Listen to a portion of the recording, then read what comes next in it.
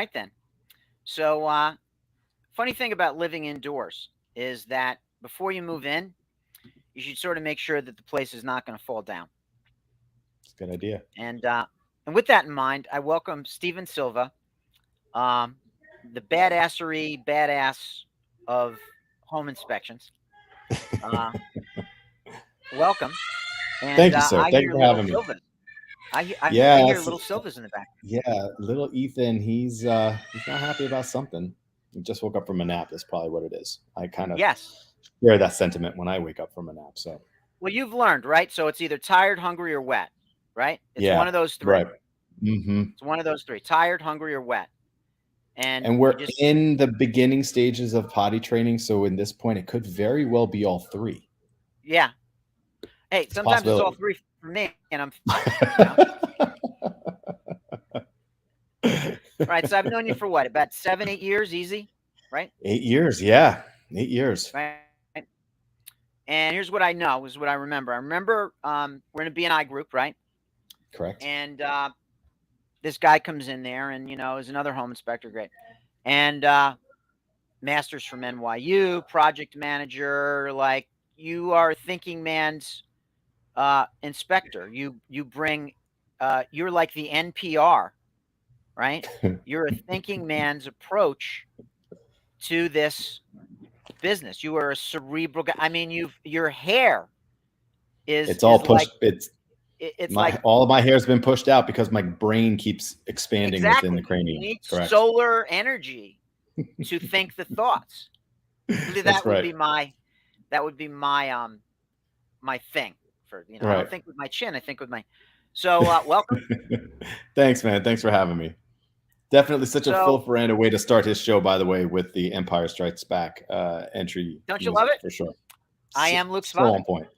It's You funny. are That's right. indeed. You tag me with funny Star Wars stuff every so Oh, often. whenever I see a good Star Wars meme, I always either tag you or direct message it to you because I know the audience that would appreciate it, and that's why you always come to mind whenever I come across it. Exactly. So um, now you are a Westchester native, right? You grew up Mhm. in Cortland, Croton on Hudson until I was 8, then Cortland Manor, and now I reside in Somers. right? And you went to Panis, and then you went to NYU. Do I have it right? Panis, then Hofstra University for my undergrad, where I Right. did international business with a minor in Espanol. And then I went and got my master's from NYU in construction project management. So you speak 3 languages now? Yes, sir. English, Spanish, and Portuguese. Gotcha. Gotcha. Okay. All right. So Hofstra undergrad, project management at NYU. I knew the NYU was in there. Yeah. And what were you? So you have your shiny degree from NYU. Was Mm. there work between undergrad and grad, or did you go straight into graduate school? Yeah, no, there was a lot of work with family's masonry contracting company. Obviously, my father Arlindo well. My mother ran the office and worked for my family's construction company pretty much right after graduation, just because when I graduated in '04 with a shiny unfolded, piece of paper saying that I am a international marketing whiz, I was still reeling with the after effects of 9/11, where the first Yeah. departments in business to get the axe were marketing and advertising. So Mm. my empty resume was going up against veterans with 20 years of experience who were hungrier to, land another marketing or advertising job that just wasn't there for me to get. So I quickly made Mm. plan B, plan A, joined the family's company, and basically just poured everything into that construction bucket, quickly realizing that I was definitely worth more to the company than just, you know, being a runner to grab materials and, mixing mortar or, just I knew that I could help the company more by actually ascending to a managerial position. And ultimately, that's what led me to research the program at NYU for the continuing professional studies, and where they offered a master's degree in construction project management. Well, I got to tell you. So you you've done both, the brains and the brawn, because masonry and construction, this is not like for the life for the faint of heart. This is hard No. work, And it's funny right? because every single time that I was out there and, my dad would leave me at a job site in the morning, he'd go and check his other job sites, and I'd stay there working for the morning. And he'd come back, and his guys were just, like machines, like absolute Yeah, just yeah, bulls. I mean, like bowling balls for forearms, just like the strongest guys. And he'd show up, and I'd be like, Dad, yeah, I can't do this. It's like it's so hot. I can't even, hold yeah. this chisel and hammer anymore. So it was an incredibly humbling way to start. And more importantly, a very important lesson to learn, because in order to manage properly, you really got to know what it takes to execute in the trenches. Gotta have And empathy, yeah, right? and You got to have know what your empathy on workers that. are going through. Absolutely. Because if you just get a whip placed in your hand and just get taught to crack it without knowing what it takes to make everyone move, you're just going to be ineffective. So it was and then that Yeah, was also obviously, knowing my dad, that my dad was also just a a no nonsense, like, hey, let's just roll up our sleeves and stop complaining and just get it done. So a lot of empathy, a lot of respect for people who are just walking in different paths than you was birthed from that experience, because it's very easy to, obviously coming from a point of privilege, growing up with all the best education, living in very comfortable homes, it's very easy to not have that type of experience, yeah, especially being lucky enough to be born and raised here in the United States, right? yep. So to still have that ability to get a taste of what real physical hard work is all about, it makes even the hardest days today just seem like, yeah, they're just mild inconveniences. Those are really Pers- tough days. Perspective. So, about a mile from here by Sing Sing Prison. I'm in the posh suburb of Briarcliff Manor. But if you walk 100 yards, you're in the village of Ossining.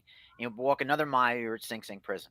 Correct. And next to Sing Sing Prison is this little deli called Southside Market. And I worked there, nights, weekends, summers, in high school and college. Hmm. And, it was on your feet, hard work, stocking shelves.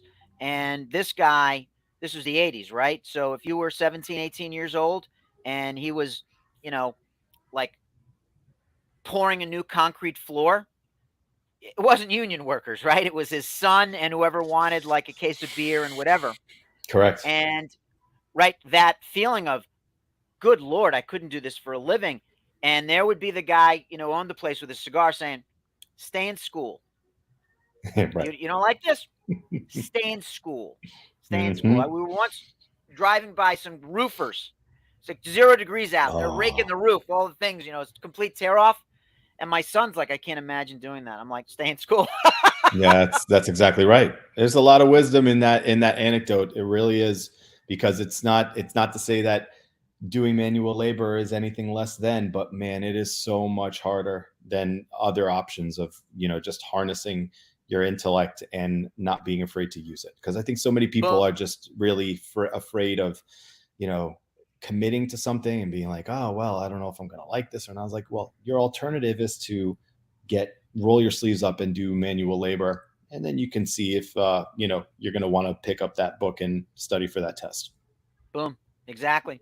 Yeah. And it does give you empathy and a feeling for what the people you're managing are experiencing. I mean, a manager with no empathy, or a supervisor with no empathy or understanding of the experience of their direct reports is not a very good overseer, right? They're not going to be Right. effective for long. That's for sure. So you get the master's degree, Hmm. and what was next after that? You didn't start directly after you got your degree, did you, or did you do something else? No, I actually, the original intent of getting my master's was at the time when I enrolled into school. This was in late 2007, because I graduated in early '09.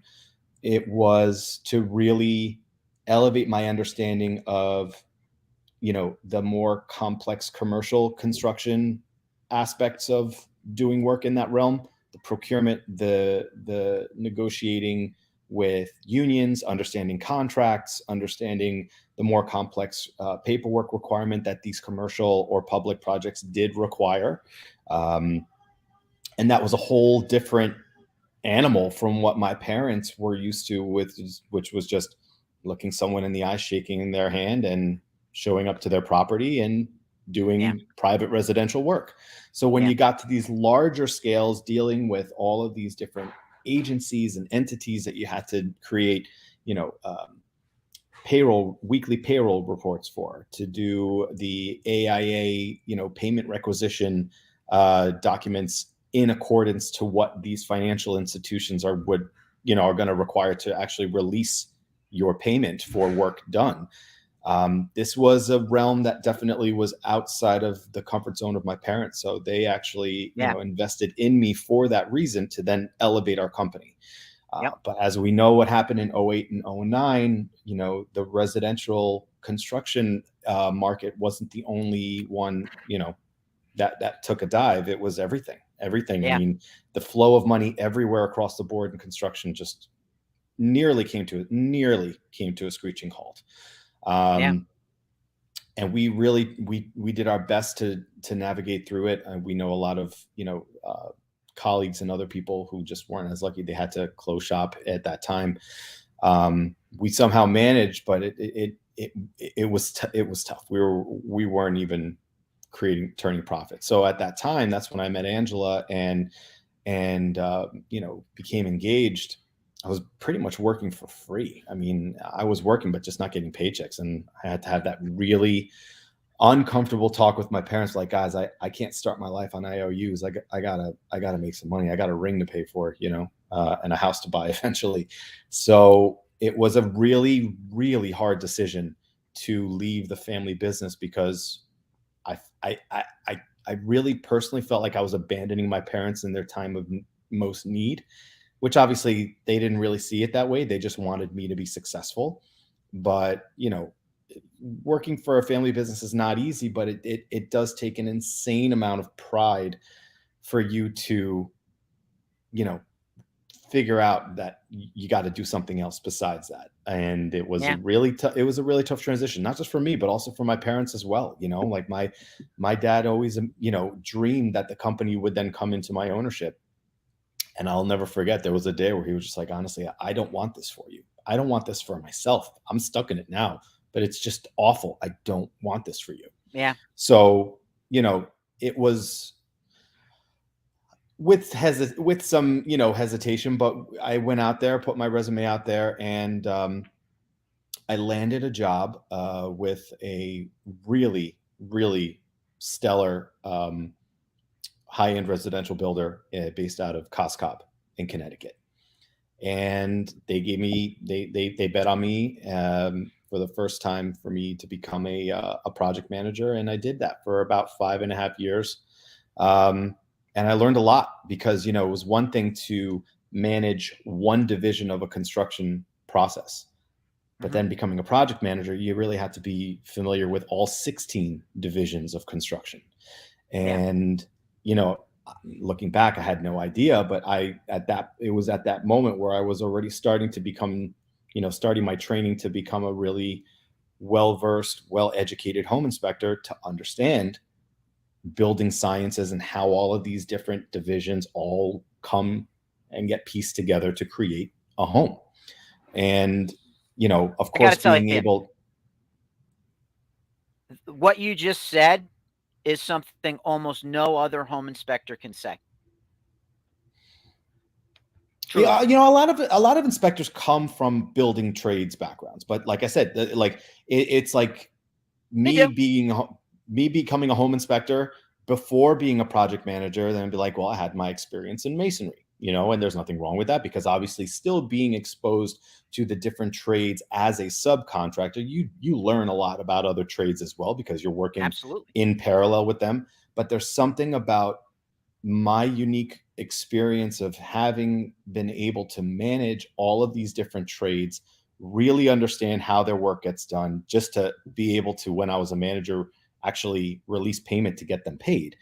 It really prepared me for the the task at hand of going into a home and just understanding what I should be seeing. And especially the fact that I had, the extreme fortune to be able to work for such a high-end builder. I mean, I was looking at top shelf, true professional work. Yeah. So because of that exposure to just across the board, top shelf, execution, it almost elevated my standards too well. You know what I mean? Because now it's like because anything less than that is like, Yeah. But it's important to know what things should look like. And then when I come into a home during an inspection, it's very easy for me to see what I shouldn't be seeing. So it was a path that just was indirectly preparing me, and I had no idea how well it would actually prepare me to do what I do today. It kind of reminds me about how every so often about some like rock star, and if you dive into their biography, they were trained in the classics. Right. Like, you know what I mean? It's like they didn't just bang their head in the garage for a while. Like, not everyone, just some of them did, right? But some of them like know who like Bach is, or they know some of right? them were doing Chopin in recitals and stuff, Right. exactly. And They get it. They get for it. sure, that classical training, it does wonders for sure. Because if you Yeah. know a lot about the entire spectrum, it makes you very comfortable to speak about the specifics. Right. All right. So now we're, engaged, looking at the career change, right? Mm-hmm. And did you started the family before you started estate home inspections, if I recall correctly? The estate inspection group and birth of our first daughter literally happened on the same day. And I'll tell you the story. That's quite a day. When I was getting estate inspection group off the ground, just I got to networking, interrupt you. What did you eat for breakfast? Because I need to know. Because I need to have a day like that. I don't need another daughter. All right, It was but truly one hell of a day. I was just hitting the pavement, networking, trying to let anyone who would lend me an ear to let them know, hey, I just started my home inspection business. Would love for you to give me a chance. Offering free pre-listing inspections just for real estate agents to give me a chance to kick my tires to see that I could actually back up what I was talking about. So yep. that process started in around early February. I'm sorry, or late January. I finally booked my first inspection. It just so happened to be a friend of mine that I went to Hofstra with. She and her husband were buying their very first home in Westchester. And they're like, you're a home inspector. That's great. We need one. I would love to use you. And I'm like, oh my God, this is it. I booked my first inspection. So that was on March 13th for 2 days ahead. I'm sorry, no, that March 8th. March 10th rolls around. I wake up, super excited. My wife goes into labor with Olivia. And I'm like, I cannot believe this, that I finally booked this first inspection. Someone's finally willing to take a chance on me, and I have to cancel. Now, my wife, who is in the bedroom, I'm calling my client to let them know what's going on, because obviously I'm calling to cancel. My wife from the other room is screaming, just go. You'll be back in like 2 hours. I'm not, this baby's not coming in 2 hours. Just go and do it. And I'm just like, you're crazy. Like, you think I'm going to leave you pregnant in labor with our first child? No, absolutely not. So I booked my first inspection. Unfortunately, it had to be canceled because Olivia decided that was the day that she was going to make her entrance. So not the first time a kid has disrupted your plans, by the way, or any of our plans. I should have known that this is like this. Get used to this, kid. This is going to be your new MO, right? But it was just truly one of those things that I'm like, wow, I cannot believe this. So thankfully, one of the instructors that I got my my New York State home inspector's license from, he's also a licensed home inspector. I called him up and explained the situation. He just said, just send me the client's info. I will absolutely take care of them today. And everything got done, and Olivia was born happy and healthy. But every single time that my daughter has a birthday, in the back of my mind, I was like, well, that's also when the state inspection group was technically born, because that was when our first inspection was supposed to be. And then at that point, then we just decided to just, take the next 2 weeks off just to be home and really enjoy fatherhood for the very first time. Yeah. And then I booked the very first inspection that estate inspection group ever did was actually on April Fool's Day. So I don't know, serendipity. I don't know. You call it what you Listen, want. by the way, March babies are the best babies. I can attest to that. Pisces, I can attest to that. So she was born on the 10th. Yes. Okay. March babies are the best baby. We got a lot of Pisces in this household ourselves, so Pisces are good. No, she's an incredible little girl. But yeah, that was the story. I mean, both were created in unison, in parallel, on the same exact day. Pretty crazy. Okay, so you're the first home inspector to join us in the broadcast. Okay. Woo. So it's in some respects a little bit misunderstood, because I think sometimes the public thinks we agents want a guy who's going to pass every house, if you will, right? Mm-hmm, mm-hmm. Now, this is not a pass-fail thing, but people often use the phrase failed inspection or something like that. Right. And they think we hate to work with inspectors who are going to find things wrong. I think that quite the opposite is true, right? We don't want our people stuck with a lemon, because my MO is that I want them to call me in 5-10 years, whenever, and to like me enough to have them sell it, and absolutely to sell it and everything like that. Mm-hmm. So what was your, frame of mind in the beginning about how you'd approach this? Like, you want to inspect the home. We don't want to scare people necessarily about something they shouldn't be scared about. But there's one thing I got to tell you about. Your delivery is extremely objective, right?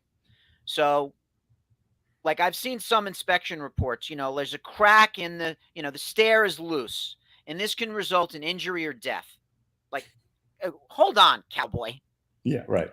Yes, the stair is loose, and yes, it could result in injury or death, but nobody wants a loose stair. So let's tone it down just a touch. Yes. We know we have a loose stair, or we know we have radon, or we know we have what looks like asbestos or black mold or whatever like that, right? Yeah.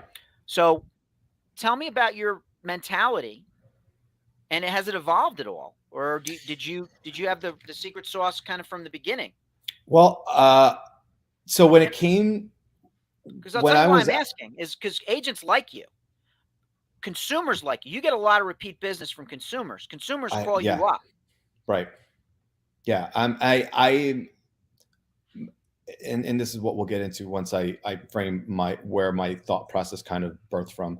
When I was getting my license in the school to become a home inspector, I quickly realized that, like, we are literally going to be the bearers of bad news. Our job is to only tell people what's wrong. That's a heavy role to play, and still do it in a way where people thank you at the end. And when I'm sitting in the classes, I thought, I really think that I need to come at this from a different way. And thankfully I was able to lean back on my experience as a project manager, because the saying goes, when you're a project manager, that shit rolls downhill, but as a project manager, it backs up on you too. And then you were in a shit sandwich. Okay. Because you have clients who are upset that they're not getting their project finished on time. You have subcontractors who are upset that said client didn't want to pay them for the work that's already in place. And you're just trying to figure all of these different pieces to fit together in a puzzle to actually come to an end. And I said, I really think that that's something that the communication skills that I employed as a project manager, being the bearer of bad news to a client as to why their pool isn't going to be ready for Memorial Day weekend, and laying it out in a way that actually makes sense, rather than just saying, it's not going to be ready, sorry, and then just dealing with the shitstorm that ensues afterwards. I realize that, there's an opportunity here to actually use that type of interface as a home inspector to not really, it's going to be no shocker to anyone that I'm going to find things wrong with the home that I'm inspecting, but it is going to be appreciated if I do it in a way where I come at it from an educational standpoint. Yep. Because I think that that is one of the majorly missed opportunities that the majority of the home inspectors that have a negative Nancy type of, reputation, or some that are even labeled as deal killers, I think the opportunity that they miss is to actually take their ego out of the process and just take the time to issue that empathy and patience to their buying clients, and explain to them why certain things matter more than others, and that 99% of everything found in a home can be fixed. It's just a matter of educating them and helping them understand how to go from a deficiency to not having anything wrong. I mean, and that's really it. So to me, and you my do process, educate the client. You really do. It's for almost like, me, yeah, go ahead. it's almost like a lesson on home ownership. Right? It's literally just an opportunity to just teach those buyers what makes that house tick. Not just about, I mean, for me, the most important thing that I do every single inspection that I do is to make sure that I identify anything that has a potential health and safety impact, because more importantly than anything else that I'm out there to do, I want to make sure that my clients are moving into a healthy and safe home. You said it. Because I don't ever want to hear these stories of, you hear it on the news, decks collapsing, or people not waking up because of carbon monoxide poisoning because the exhaust flue was completely corroded out. Like, those are the main things. Everyone's home is their safe space. And if there's something in that space that potentially gets them injured, sick, or worst case scenario, that's what the main focus is. But the reality is that many of those things can easily be addressed in a non-threatening way. It's just a simple matter of like, well, you see this? That shouldn't be like that. So here's what we're going to do. Here's why you should get it done. Here's who you should talk to get it done. Here are the questions that I would ask them to make sure that they get the right job done for you. That is the approach that I take with my clients. And that's why I never book more than 2 inspections a day. Not because it takes me more than 4 hours to inspect an average home. It's because I always build in the time at the end of my inspection to sit down with my clients and really walk them through what matters most. Because I don't want my client to see me doing this, looking at my watch, thinking about where I need to be next. Because my clients don't care about how many wonderful inspections I've done for the past clients. They only care about how good of a job I do for them today. So I realize that it's, in this industry, quality is absolutely above quantity. It has to be. Because if you are just looking at it from a number standpoint, then you're going to be treating your client as a number, and no one wants to be treated as a number. They want to be thought of as valuable. They want their they want to know that their family is going to be safe. And it's not a responsibility that I take lightly. That's why every single day, I mean, it sounds cliche, like, oh, I give 110% every day, but I really have to. This is not a job that you can just, vapidly dial it in. It's just, it really just isn't. And if it is, shame on you, because that is a complete, dereliction of your responsibility in my eyes. Yeah, you're a People Yankee are putting fan, right? trust in you. Of course. So something Joe DiMaggio said, he said he always plays hard because you never know if there's a kid at his first game ever who's never seen him play before, and he just wants to make sure that that kid sees him at his best. And that's a game played by grown men in pajamas. This is health and safety and people's largest investment, right? Correct. Yeah. So you want to be kind of like, Joe DiMaggio. Mm-hmm. And little spoiler alert, I haven't bought a house in 2007, right? But when my ex-wife bought her house, a house where my kids were going to be spending half of their time, I think I called somebody you know. I think you did. I I think I know remember him that quite inspection, well. by the way. Yeah, it went Yeah. well, but it went well, but it was also, especially for someone who was an apartment dweller all of her life, extremely educational. That's something she always spoke about, is that how much she learned about home ownership from that. I mean, I remember you, like, looking at the insulation in the attic, and it was a split, if you recall. It was a split, so Yep. you're looking through a Hmm. closet and everything like that. Yep. And it was a lesson. It was a class in some respects, you know.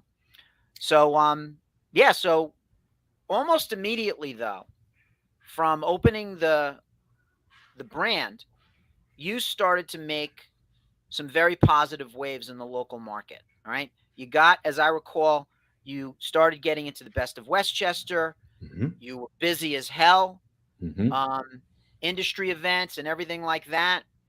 Um, Talk to me about that, because you started to get some recognition, and yet it never went to your head. You were devoid of ego.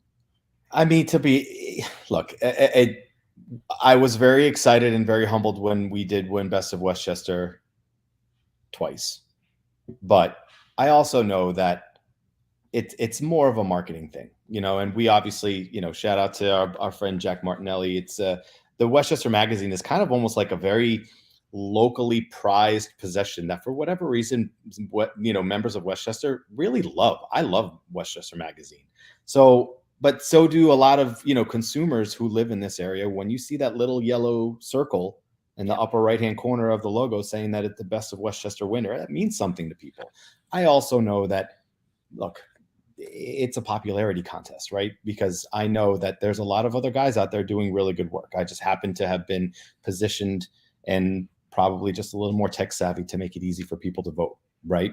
And Yeah. it's not to be self-deprecating, but the reality is that I know that I am one of several really, really good quality home inspectors in this market. And I'm glad that there's actually several of us out there, because this is the market with such high-end homes, with such educated people living, in these zip codes.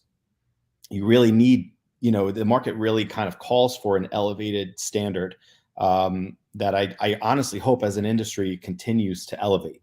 You know, but Yeah. it's one of those things that for me, I never wanted to be known as the biggest home inspector. I just from the gate always said I just want to be known as one of the best, not the best, because the best is subjective. I know that everyone, different folks, different strokes. I know there's a lot of Sure. people who like certain styles, you know, different ways of getting things done, and that's fine. And I knew right from the very beginning, as much as I would love to be everyone's inspector, that I wasn't going to be everyone's inspector, and that's okay.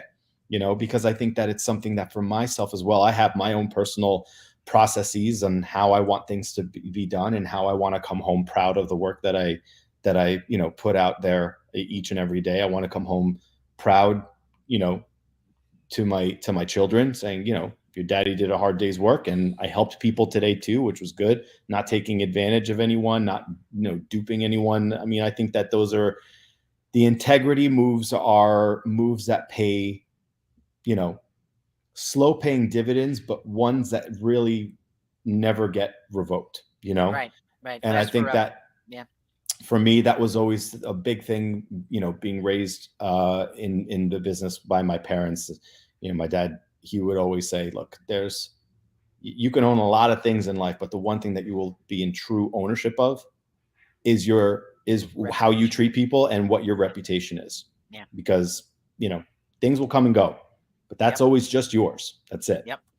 Yeah. So Yeah. going at it about that approach, I was just like, well, look, if I mean, and to your point where we were talking about earlier, some inspectors, they some agents, not the smart ones, but some agents don't want home inspectors to come in and rip it apart because they just want to cross that finish line, right? Right. And obviously for those agents, I was very lucky enough to learn the skill of identifying those early on, just so that way then I could hopefully do everything I could to avoid, working with them, because obviously Exactly. You know, our business, outlooks are not in alignment, and I just Yeah. don't want to work with people who are, you know, in some cases, not just tiptoeing those ethical, borderlines, but just straight up kicking through them.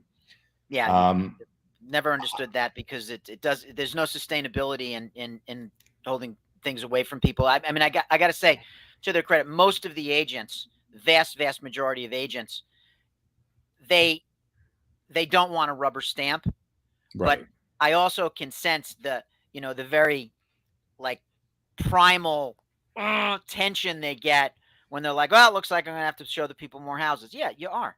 right. You are.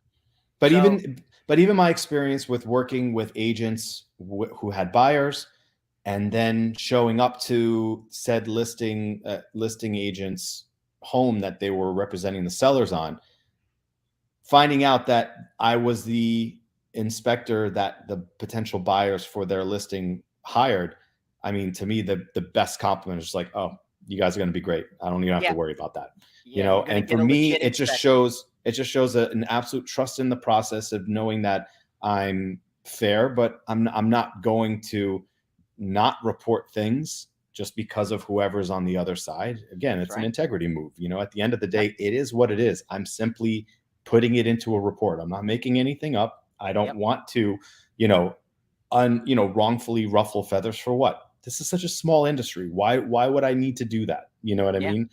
Yeah. So for me, it was always just stick with the process, stick to knowing what your standards of practice are, where your liabilities take you, where they end, what you cannot go beyond, and whatever is beyond, but you still have kind of a sneaky suspicion of perhaps it be in the buyer's best interest to do a little bit more digging. Educate them as to why you think that. Because Right. like Yeah. that, at Call a least specialist. Yeah. you can reference that it's, at least defensible. Be like, well, I didn't just send them on a wild goose chase. We're seeing this and this and that. I Right. can't see what's behind a finished wall or underneath the ground. Yeah. But what I am seeing is showing me enough to keep questioning. Yeah. And I So think deep that as long dive. as it's defensible, then I think that it's fair. It might not Yep. be the news that you want to hear, but shit happens. Yeah, and reality is probably the most important thing to hang our hat on in situations like this. And yeah, I want to know the facts. Right. So, the business is growing. Are you still a sole operator, or have you hired any agents? At the Hired moment, any inspectors under you? yeah, at the moment, still sole. But I have been training a couple of guys to hopefully bring on board to at least start part time. Given Okay. the climate of the economic conditions, they themselves are, have kind of pulled back because now with the uncertainty of what the economy is showing in the next 2 quarters, or I think a little nervous to take that leap of faith, and I can't really blame them. So I'm Yeah. still doing my best to facilitate their comfort to move into the industry.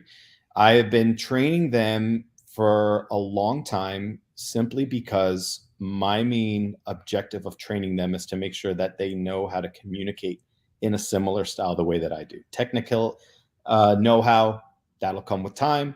Right. And they actually are very, very well, gifted when it comes to the technical standpoint. One of them, his father was a master electrician who we worked with over the summers. The other one, he literally can fix anything and he knows everything about everything. So Yeah. I'm he's sure they know their stuff. Yeah. they're If you're both working with them, they wonderful. know their stuff. They're both wonderful resources, but to me, I wanted to really take the time to develop their communication process. Just to, I really think that as a new inspector, that's one of the hardest humps to get over, is to kind of shake that almost like a imposter syndrome. You know what I mean? Like, yeah, I'm a home inspector and I'm going to tell these clients who show up with Uncle Tommy, who's a 40-year, local 3 electrician, master electrician. I'm going to tell him more about their electrical system than he will. You know, Yeah. it in the beginning, it's a tough thing to kind of feel like you've earned your stripes. That Um, reminds me. Let me ask you this. How do you handle Uncle Tommy? How do you handle, like, sometimes we know this, right? Sometimes the buyers will show up with the cavalry.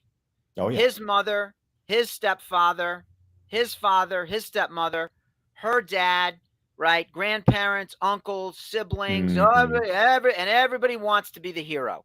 How do you Yes. handle the know-it-alls? How do you handle, like, you know, the difficult people who, turn this into, an ontological debate about, the tension of concrete or something like that? Like, how do you handle I call them my buyer consiglieres. They're the experts that are brought in every single time. And honestly, I found that it's just a lot of feather fluffing in the beginning, right? Like, I Yeah, know more than you. You're not right. going to tell me more, whatever.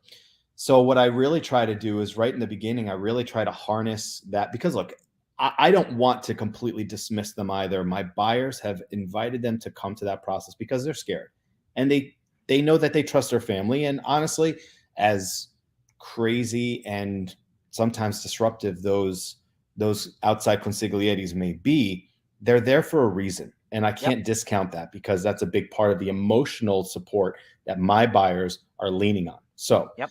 rather than dismissing them or getting combative with them, I actually turn my attention to them even before my clients and be like, I would love to know, what your concerns are about the home first, because perhaps I could, at that point, when I'm looking in that area of the home, I'd love to have you by my side, hear from you what you know, what you see, and then I can at least chime in from my angle as a licensed professional who's already done over 2,300 of these, and hopefully we can come to some sort of consensus to understand, you know, if this is a good move for your son or daughter. And Right. the reality is that I don't do that to shift power to them, but I do that to hopefully kind of enlarge in the demilitarized zone between us. You know Yeah, what I'm saying? Like to yeah. really kind of offer a peace branch and be like, I'm not here to prove you wrong or right. I am here for the same reasons. I'm just getting paid and you're not. We're here for the Yeah, same reasons, but at the same time, we are on the same team, right? right. And in most cases, a lot of these guys are old trade guys. So I'd start asking them about their past. They'd start telling me, old construction, in the trenches stories. And I'd be like, oh yeah, I know that builder. We had the same, Because of your experience there. background, you were elbow Exactly. deep in this stuff, the same, and that probably surprises some of them. That probably is very disarming. When I use, industry terminology or even just share an experience with them and kind of finish their sentence, they're just like, oh, this guy knows. And then they usually walk away. Yeah, But it yeah, really takes almost like an opening to bring them in, so that way you can still remain in control rather than feeling like you got two bulls circling each other in a ring, yeah, because ultimately when I show up, my process is to explain to lay out the expectations for everyone who's there right at the beginning of the inspection, to make sure that I bring out the major concerns and questions that my clients have, to make sure that that's where I start my review process, or to even start my process period. Because once I found that if you start the inspection process by actually asking them what makes them most nervous to begin with, and immediately discover that and address that, the tension is completely disarmed. And then mhm. all of a sudden, they're not thinking a million miles an hour, but they're just actually with open ears, ready to absorb what you have to say, rather than consistently worrying about what they don't know. That's really smart. Find out what their concerns are, what their questions are, and to go back to your point about the two bulls circling in the ring. I love that metaphor, by the way. Um, the best way to kill your enemy is to make them your friend, right? Correct. And that's the thing, they're not And even my enemy, but for whatever reason, right. Uncle Tommy's and fathers-in-law, they come in and just like I say, it's like they're just coming in with their peacock feathers in full Oh yeah, bloom, just a like lot of it's like, all testosterone in right, the room. all right, buddy, I got you. It's all good. I know why you're here, and Yep. I know that you have a lot of experience and probably some good things to say as well. Mhm. But in most cases, they just it's really not coming from a malicious standpoint. I understand that they're literally there to just protect who they view as vulnerable, which are their offspring, making Yeah, this monumental, life-changing decision. And they just want to make yeah. sure that they're doing it the right way. And You, I you, don't blame them for that. yeah, you've got a lot of empathy for them, and you see the big picture there, and that's I got to say, it's part of your secret sauce. Hmm. So COVID comes, Hmm. right? Yep. And a little heady there for a while, wasn't it? It was heady, and you and I during in the early stages of COVID, I remember I gave you several phone calls just because I felt like you were just one of those voices in the industry that was just, you've been through so, through really challenging, up and down turns of the industry.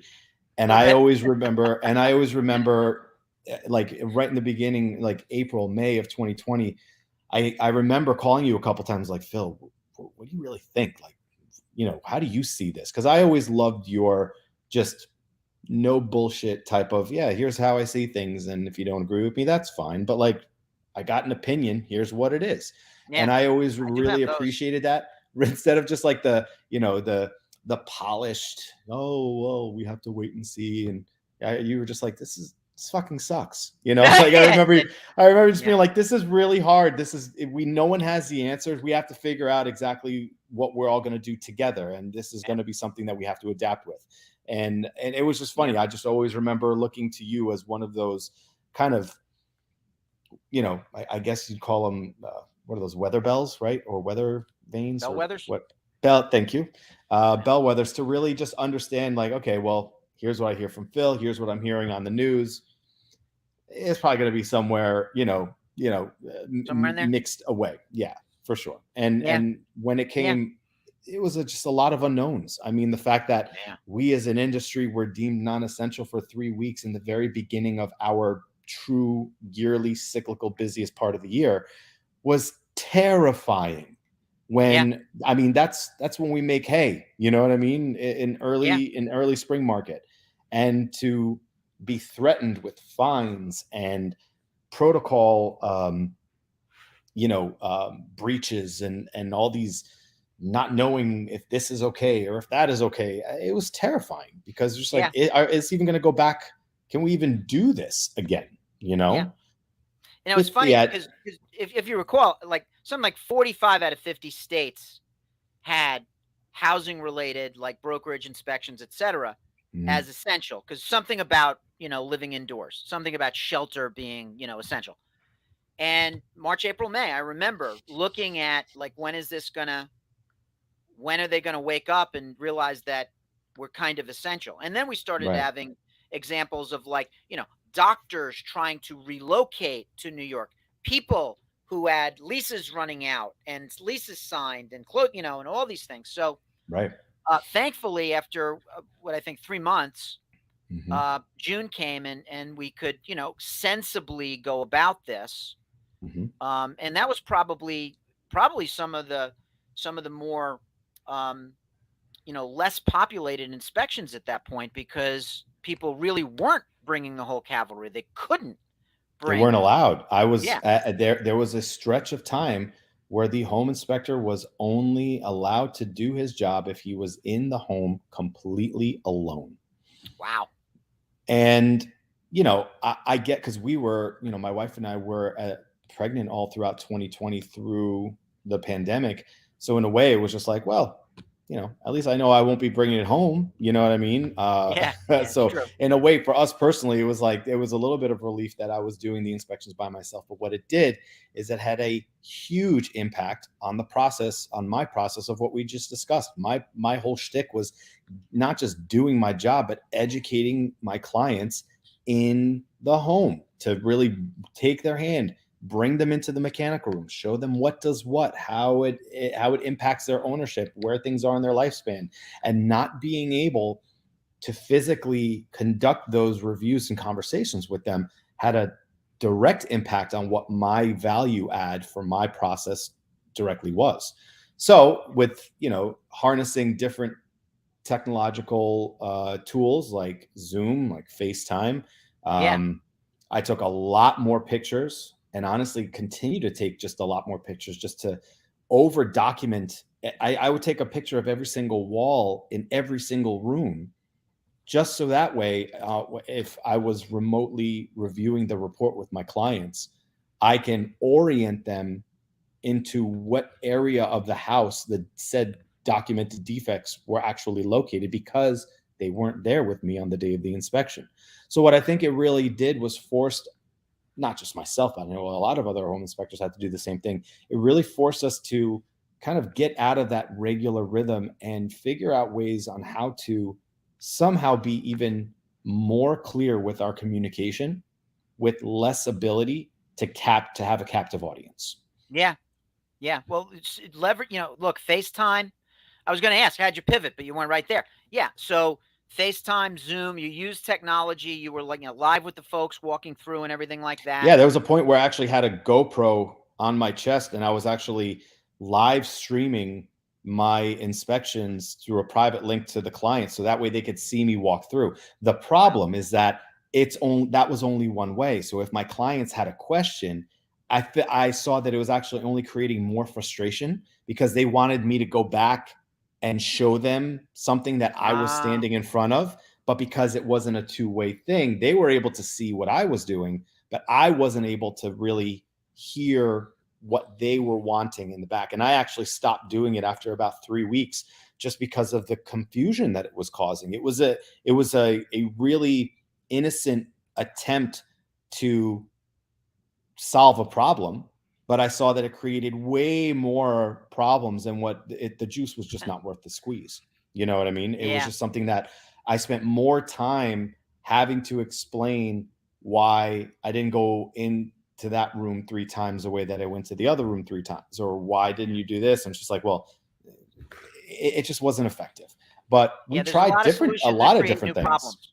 Yeah, no, and I remember that. I remember you were just like, "That's awesome. That's what you're doing." I mean, I spent way too much money in Lysol wipes, Lysol spray, all of my nitrile gloves, booties, face masks, like N95 face masks at the time, because my whole thing was I just wanted people to be comfortable with me coming into the home.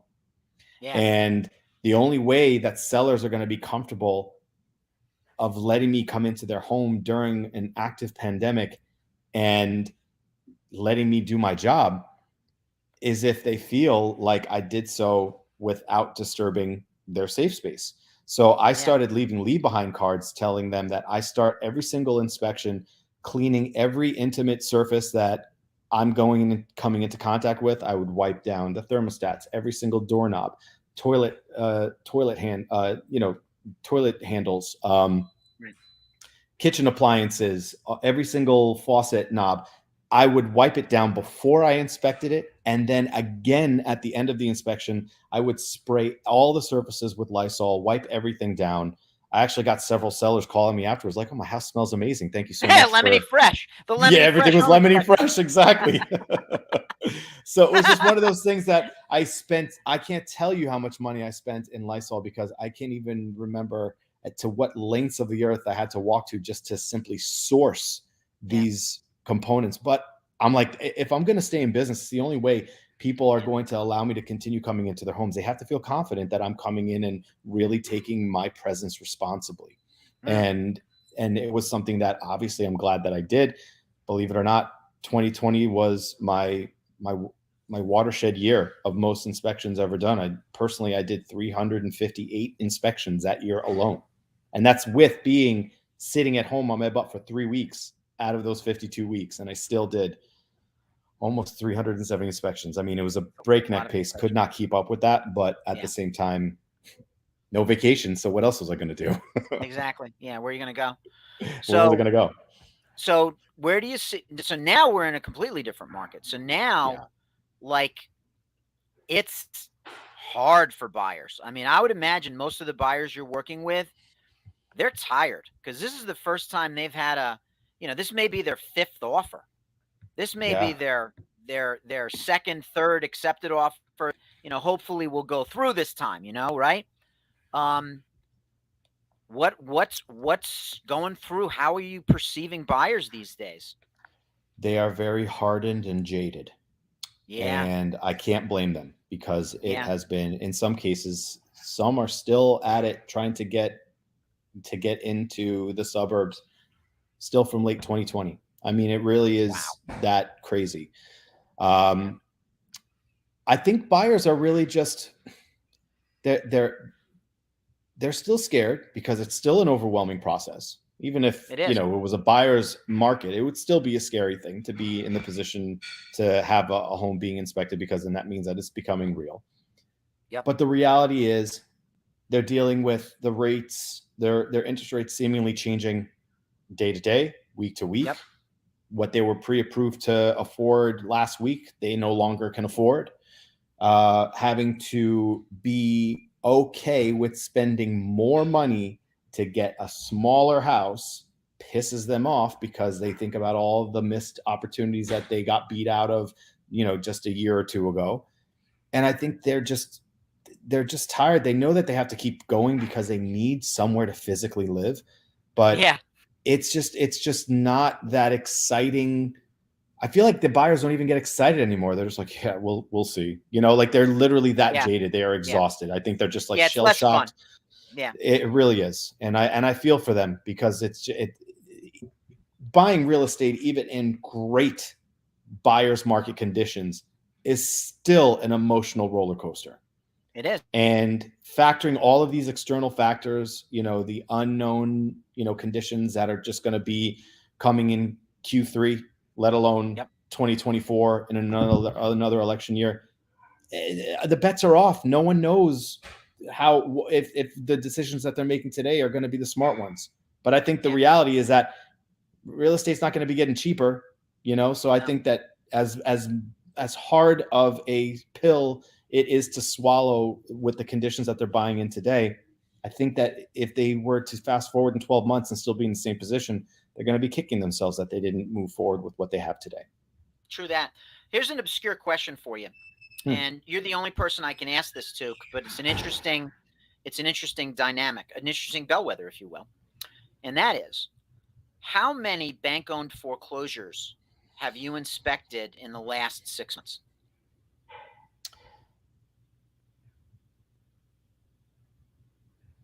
Two, maybe two. Yeah, maybe two. One of the reasons the inventory is so low is that there's no foreclosure market anymore. Right. It's in the pipeline in the courts, but the moratorium really ground that to a halt, and it's going to take years for it to come back. And I'll tell you why even these two that I inspected in the last two, because if my memory serves me correctly, they were both multifamilies that the property owners defaulted on because they got stuck in their tenants not paying rent, and they just decided not to pay anything. So it was a multifamily situation. Those are really the only two that I remember. And I remember them hearing that the landlord just stopped paying everything because they weren't getting any rents coming in. And I was like, well, I get that, but no, it's like nothing. It's really nothing. Everything is all still, people moving out of state, and that's why they're selling, or just downsizing to a condo. It's still mostly just the private buyers and sellers. It's not really the foreclosure situation that we dealt with kind of more in mass, even just 4-5 years ago. Yeah, true. Yeah, exactly. So that was interesting, and I expected a low number, and I knew it would be 5 or less, but but both of them were directly that reason, because the tenants that were in that property just, they weren't paying, and the homeowners just said, well, I can't squeeze blood out of this rock, so I'm just not going to pay my taxes. I'm not going to pay what I owe the bank, and that was it. It's terrible, but it is what it is. Yeah. So how does someone reach you? What's the best way to reach you? What's your website? Let's. Oh, here we are, Tim Judge. There I am, with just a little less facial hair. That's my website. That's what your chin looks like. That's what it actually looks like. It's under there. Yeah. EstateInspectionGroup.com. We're actually in the midst of rolling out our revamped website within the next month, which we're very excited about. We're going to have some new features for clients to see our schedule and directly book with us online, just to make that process a little bit more streamed. Also to make agents, to make our schedule availability much easier for agents to see in these fast-paced, highest and best offer scenarios, to see exactly when our next earliest availability would be. People can really find us on our social media. I try to keep our Instagram accounts you know, active with some good, you know, funny videos, informational, educational videos of findings, things that are beneficial to both consumers as well as real estate agents. And Instagram handle is at Steven Silva, just my full name. And then the company is at Estate Inspection Group. And you can obviously find us on Facebook the same exact way. But the social media is something that we're really trying to also utilize as a stronger tool just to keep people, you know, abreast of what's going on with us, and, you know, sharing interesting finds, little tidbits of information that, especially when they're going to do their house hunting, if they come across anything visually, and hopefully we'll be able to educate them as what to look for. Let me tell you something. I'm glad you told me all of that, especially with the social, because I was going to say, if you don't have a YouTube channel, you really should get one, because Yeah, you are a really good teacher with this stuff. And even if you did little snippets, 3-5 minutes for homeowners, man, that would tear it up. It really would. we got some stuff in the works. It's just my Good. 24 hours always seem to run out a lot faster than what I'd wish. So we'll I just know keep the plugging feeling. away as best we can. And this hour went fast. What did I tell you? I You told you. weren't kidding, man. You Right? were not kidding. Boom, just like that. And what's Just like crazy that. is that when I actually looked up at the clock, you in the green room, you're like, yeah, you're going to be like, how do we only have 8 minutes? It was at 52 minutes. I was like, that's weird. That's weird. Hey, listen. When you're good, you're good. So, You know, and you you're know your good. stuff. You're the best.